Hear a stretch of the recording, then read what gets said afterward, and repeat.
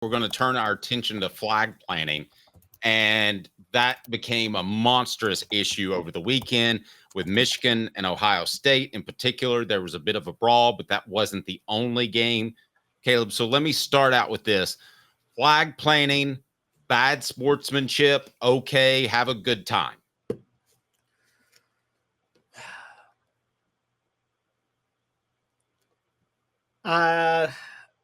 See, here's where I'm mixed on it. I think it's bad sportsmanship. I don't think you should do it. But I don't think you have a right to fight players doing it if you're the other side. You look lame when you do that. And so... First of all, when you lose, you should just get off the field, right? Get off the field. Take the L. Hold that L, as the kids say. Yeah, I remember interviewing, I can't remember his name, but it was a Florida defensive lineman. I remember he had the most awesome grill. And he stood right on the power tee at the 50-yard line and gave interviews. And I thought to myself at the time, if there are any Tennessee players around here, they would come and say something. But they were smart. They went and got in their locker room. Listen, Ohio State should be used to losing to Michigan. That was the 4th time in a row. Yes. You want me to show you some of the videos of all this happening, Dave? I would love it. Let's have some fun here. Let's have some fun. All right. So we'll start with the one you just brought up, the Ohio State Michigan one. And this one is just epic. Let's just take a look at this. Watch this. Michigan tries to plant the flag at midfield, and the fight just goes. Look at that. I like it. That's not even a player who's doing it, is it? Yeah, it's a player right there. The player that ripped the flag. See? I love that. According to reports, this is another reason that Ryan Day should maybe lose his job. He just stood there and was letting it happen. He had no control over his players doing it whatsoever. It's not a good look. No. So, and then one Ohio State player kind of cried about it. I'm trying to remember who it was, but he basically said they're not going to plant their flag at our Jack Sawyer screamed, "They've got their effing flag," and was very upset. It's like, bro, you lost to Ohio State. You lost to Michigan 4 years in a row. You should have no pride at this point. But hey, listen, maybe I'm not a wrestling fan, but I respect the fact that they put on a great show. A professional wrestling fan. I got no problem with it. And I think that there should be a rule passed that if you win, you get to plant the flag and the other team can't do anything about it, or they face potential suspensions or fines the next week. I'm totally fine with that.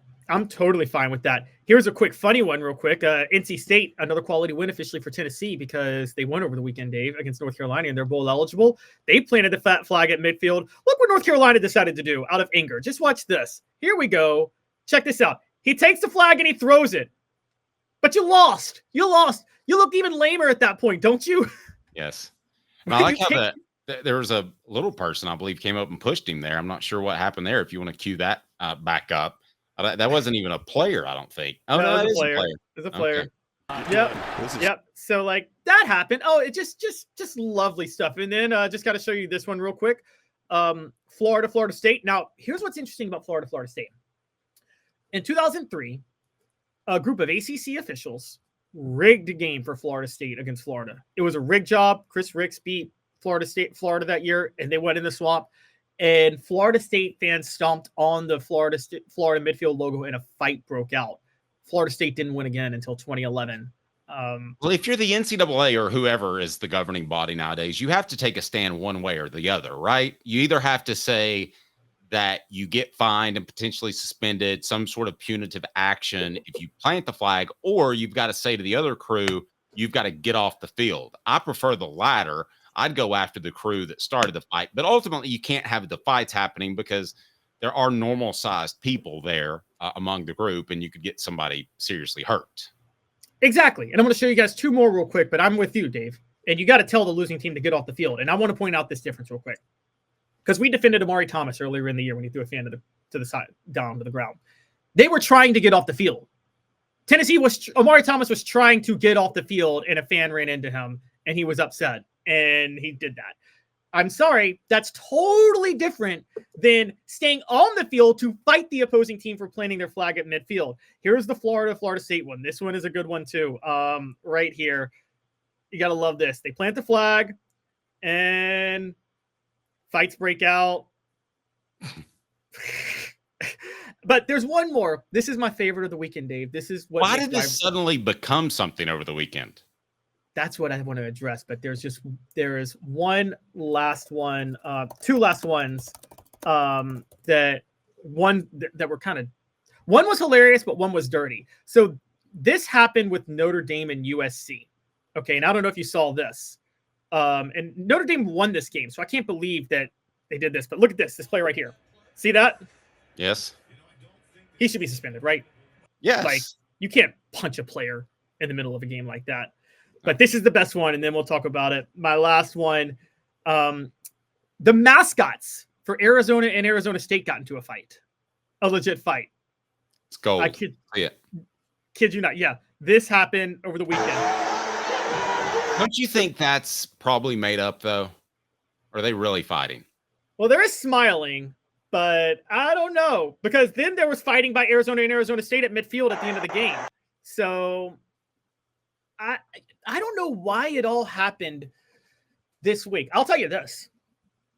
Really throws cold water on my argument that the expanded playoff devalues the regular season. I'll give you that because... Thank you. And by the way, did you guys see there was some jawing with Tennessee and Vanderbilt too? Did you see Nico Iamaleava got into a couple of Vanderbilt guys' faces after throwing a touchdown pass to Miles Kitselman? I did. And so what do you think is causing the increased tension between these rivalries this year, Dave? Because I've never seen it this bad. And I love it. When I mean bad, I mean good, because I'm here for the entertainment. It's a good question. I do think the intensity of the regular season has been amped up a notch by the college football playoff.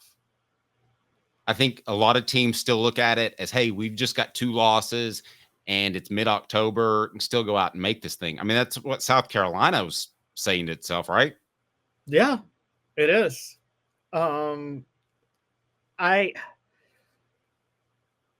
But it's just interesting because, okay, we talk about many of these teams I just showed you weren't playing for any national title, weren't going to get into the college football playoff. Florida State, for example. On top of that, we've been told constantly, Dave, that because of NIL and the transfer portal, these kids are mercenaries and don't really care about the program, right? Well, that's a flat out lie. I don't think that's true. I think some are. I think Ole Miss has a couple that are. I think that I think you find that out in the bowl games if guys are coming or leaving, and you can judge that. I think Tennessee has a really good culture, and you wouldn't see that as much. But yeah, I see what you're saying. By the way, our poll question: who's a bigger whiner? Lane Kiffin at 69%, Brett Bielema at 31%, and Caleb, I'm siding with the winner.